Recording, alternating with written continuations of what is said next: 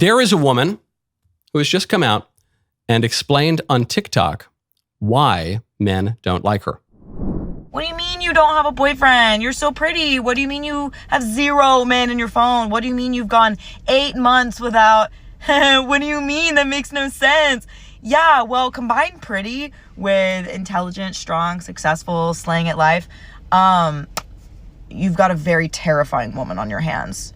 A very not easy woman on your hands, right? Men don't like that.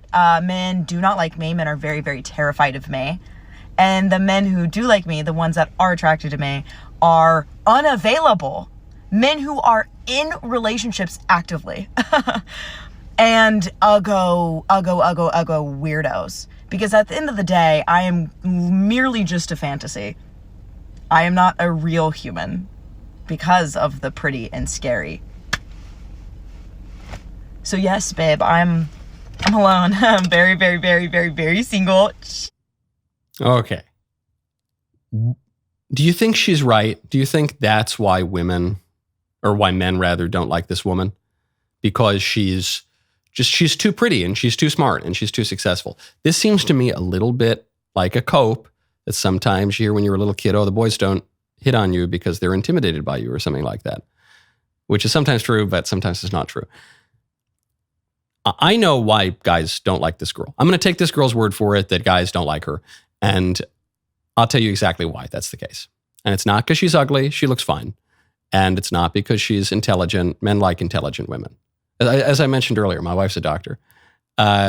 It's not that she's competent or capable or any of those things.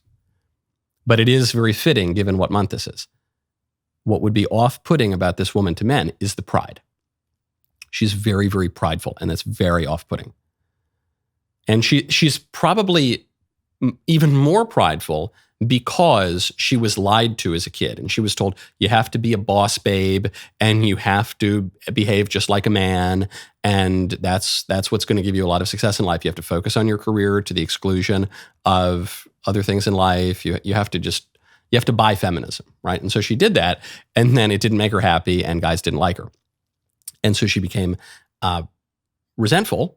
Again, this is all psychobabble, but I'm taking her word for it. And I'm just looking at her behavior. And so she delves even more into this pride. Because what is pride? Pride is an excessive love of one's own excellence. She's like, I'm really smart, and I'm really hot, and I have a degree from Stanford or something. I don't know where she went to school. And men should like me, but they don't. Why don't they like me? It's got to be their problem. It can't possibly be me.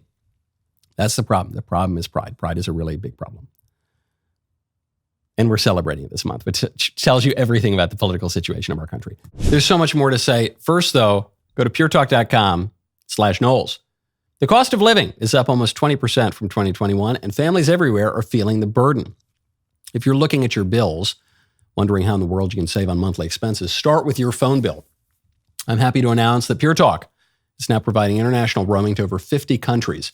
Once again, Pure Talk is investing in their customers with their own money and without charging you an extra penny. As you plan your summer travel, make sure your wireless provider has you covered at home and abroad. Pure Talk already puts you on America's most dependable 5G network.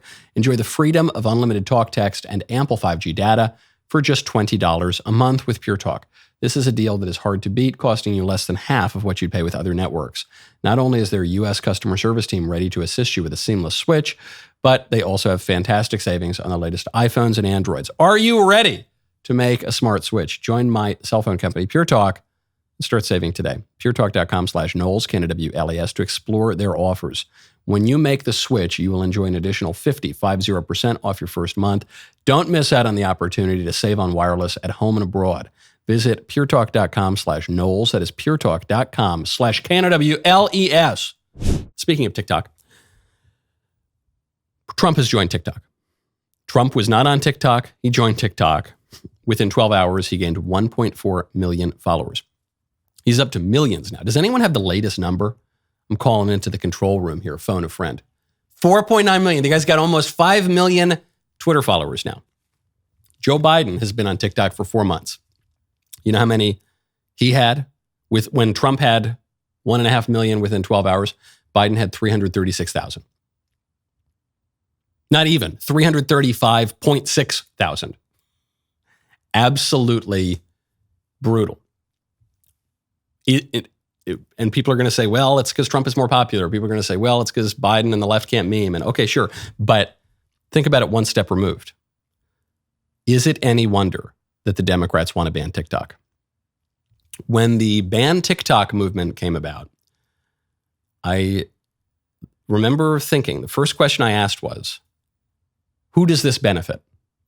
Why are they pushing this now? In principle, I have no problem with us banning any social media platform, as long as it's done in the correct way that's in accordance with the law and the Constitution. But I have no problem banning a social media platform. But why TikTok and why now? And I couldn't help but notice there was a big push to ban TikTok right about the time that Joe Biden was being absolutely destroyed on TikTok, specifically for his handling of the Israel-Gaza war.